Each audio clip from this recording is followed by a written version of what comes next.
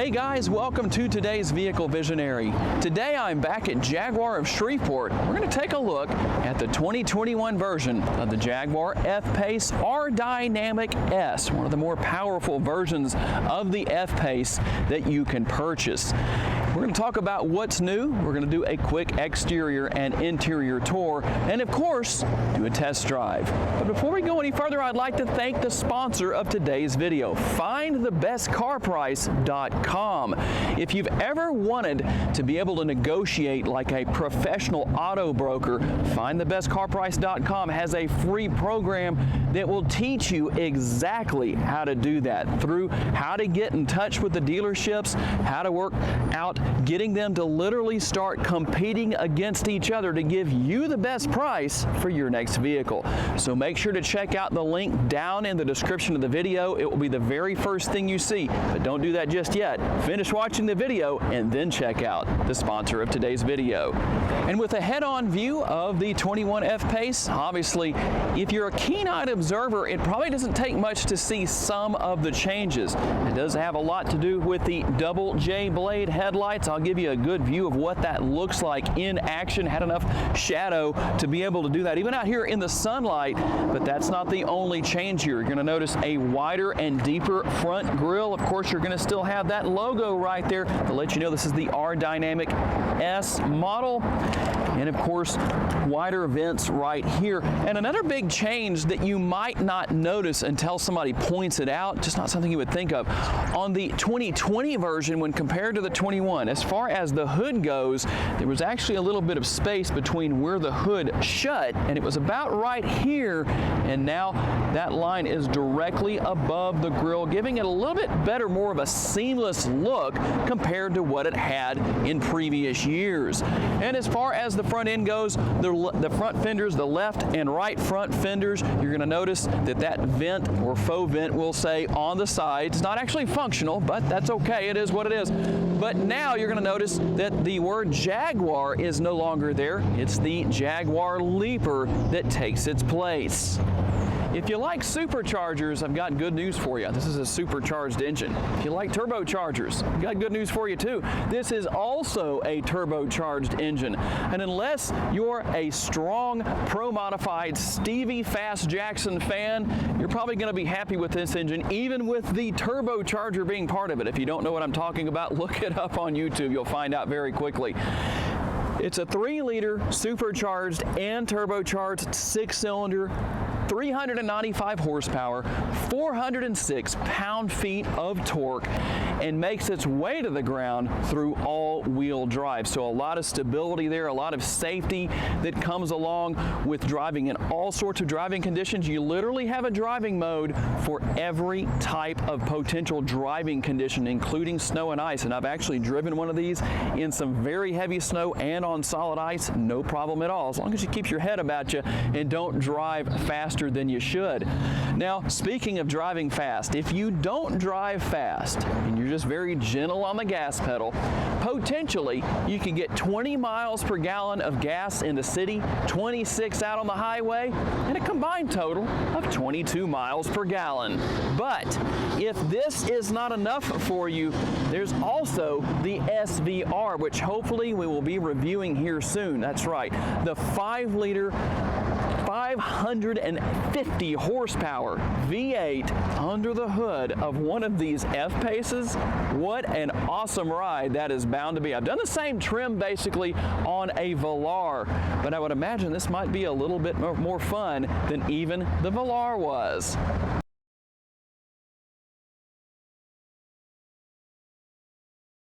This model comes with the black exterior pack, so you're going to have that black trim on the front, sides, all over the vehicle basically, including right here on the lower door sill area. Trim around the windows, around the power folding side view mirror. Let me hit the button so you can see that in action. We'll unlock the interior. Turn signal indicator built in. And these are the optional 22-inch wheels. And speaking of that, let's talk a little bit about safety. You have a very large amount of safety features that this model comes with. I'll list a partial list on the screen, but as always, if you want to see the entire list, there's another link down in the description of the video to the Jaguar F-Pace website for this exact model we're looking at today if you want to know a little bit more. That way we don't talk about too much and make the video too terribly long for you. Here's something I found interesting in reading over the Monroney label, or what is often known as the window sticker. It has a panoramic roof. Now, it wasn't called a sunroof or a moonroof. I've actually had people say, don't call it a moonroof. Just kind of got offended, I guess, at that. So it's called a panoramic roof.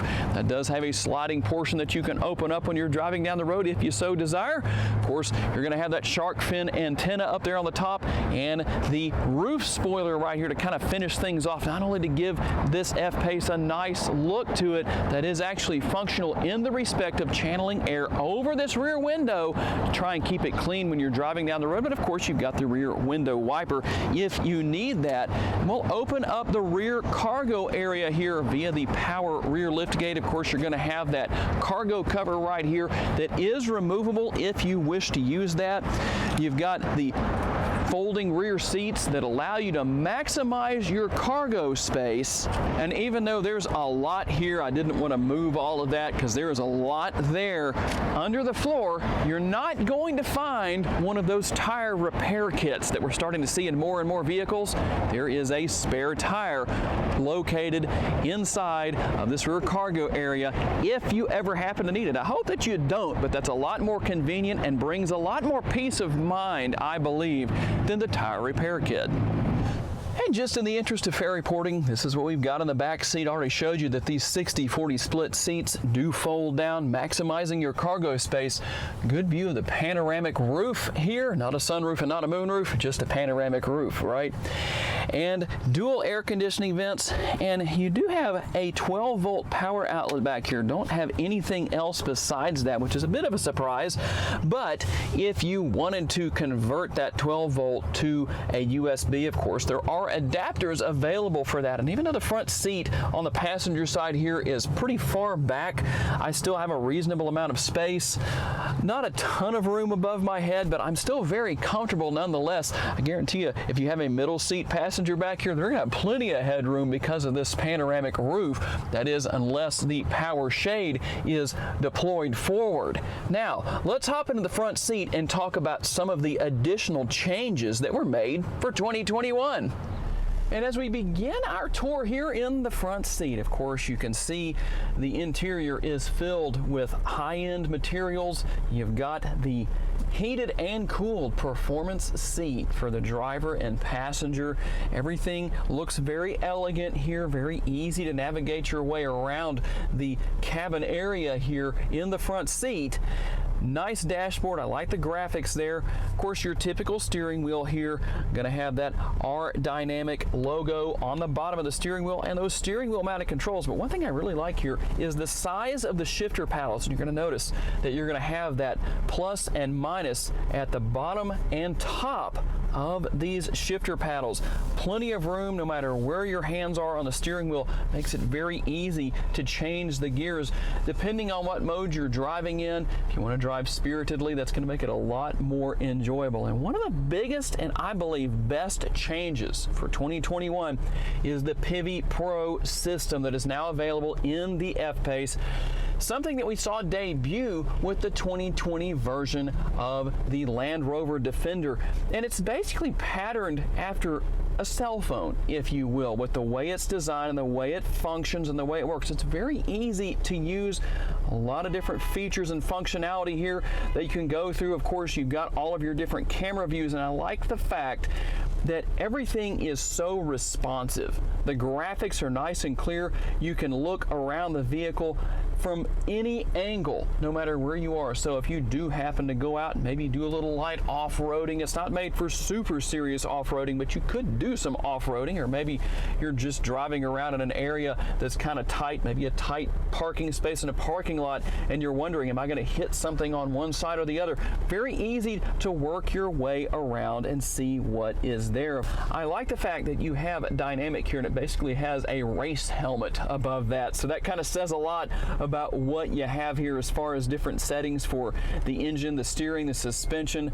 But you also have some options here along the bottom of the screen as well. You've got setup, which is where it's going to automatically default. You've got stopwatch if you want to time yourself depending on what you may be doing, maybe like I said, out there driving spiritedly and want to time yourself.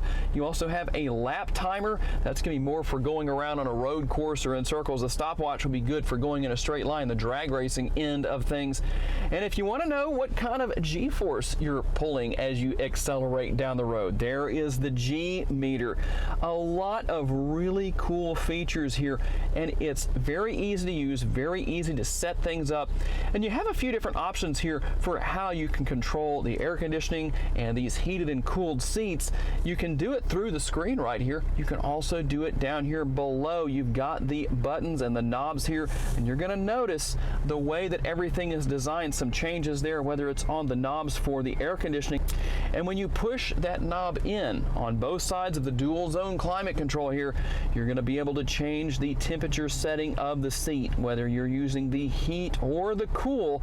It's nice to know that it's there. Very easy to use. Of course, you can sync the dual zone climate control together if you so desire. Everything pretty simple to figure out. Of course, you've got wireless charging right underneath there. And one thing that's also changed is a location of the button for starting and stopping the engine.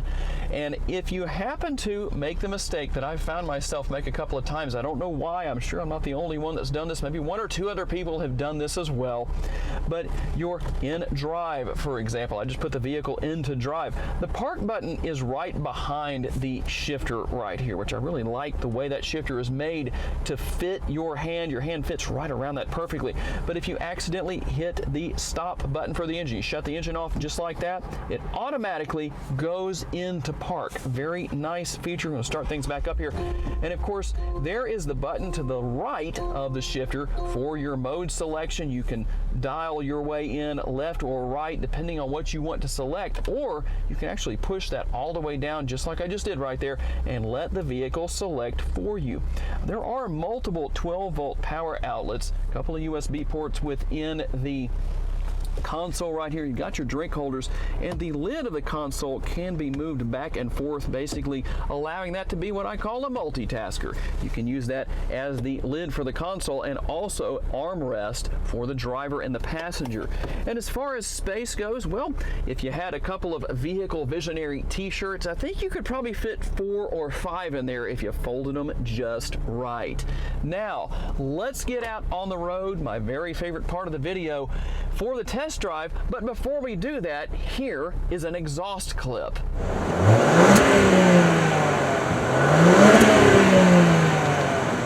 Now that I've given you an exhaust note from the outside, let's do it from the inside and see what you think.